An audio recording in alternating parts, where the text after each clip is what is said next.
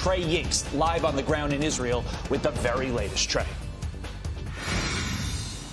Todd, Carly, good morning. Overnight, the Israelis continued their airstrikes against targets along the Gaza Strip, trying to take out as many Hamas commanders as possible. We understand they are working day and night to try and lay the groundwork for the expected operation into Gaza. But let me just take you through what it was like overnight. We were reporting along the border.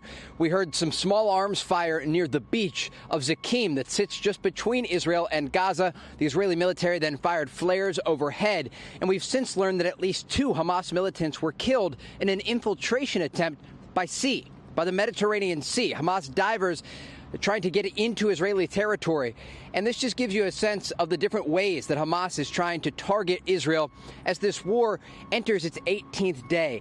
Now, we do know rocket fire has continued despite the airstrikes that are ongoing. And additionally, there has been some developments in the West Bank, where overnight the Israelis used a drone to take out a cell of militants, killing at least 3 Palestinians. I do want to draw your attention, though, to the northern border with Lebanon, where the Lebanese militant group Hezbollah continues to fire on Israeli territory. We do know today there's been at least one anti-tank guided missile attack, and the Israelis are responding.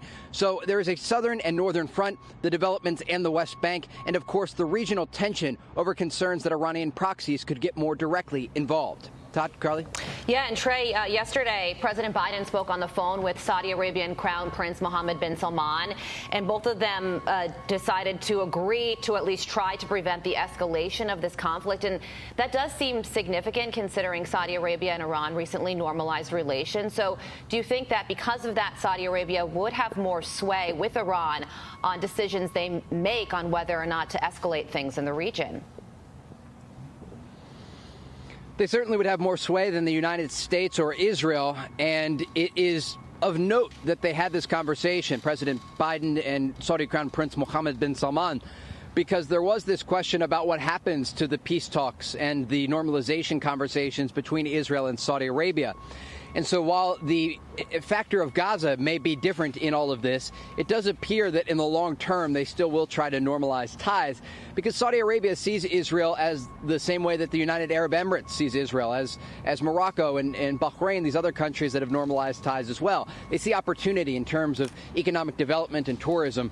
And so certainly this massacre and the war that is erupting right now may not totally destroy the prospect of normalization with Saudi Arabia. Yeah, that'd be amazing. Trey, I want to focus on this attempt to invade by sea that you mentioned.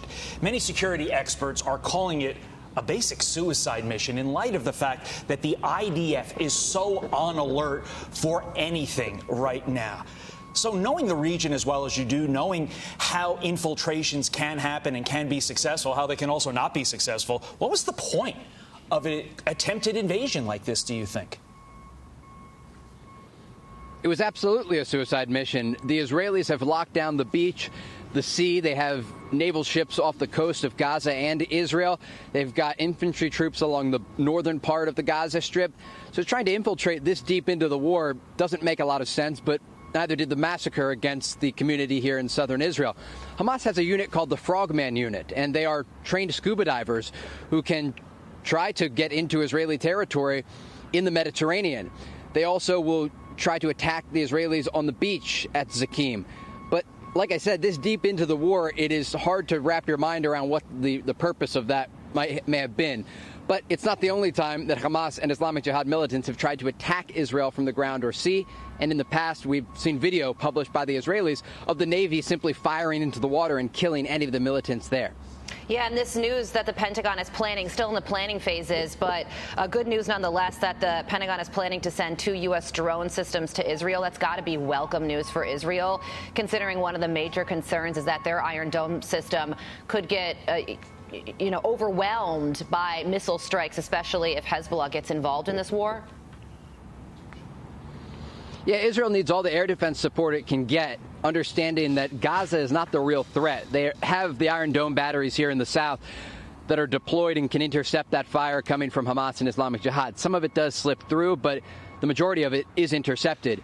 It's the north they're worried about. They're worried about the precision-guided missiles that have been smuggled from Iran through Iraq, through Syria, into Lebanon, into the southern part of that country, and are currently being aimed at Israel by the Lebanese militant group Hezbollah. And we're talking about hundreds of thousands of missiles, that according to the former defense minister Benny Gantz. And we've seen the targets the Israelis have picked out. It's not just command centers, but also the positions where they would fire these missiles and ultimately rockets from. But the concern is the north, and that's part of the reason that the United States and Israel's Western allies are trying to get as much military aid here as possible. Trey Inks with the sound of building and or rebuilding behind him. It just shows the resiliency of the Israeli people. Trey, we thank you as always.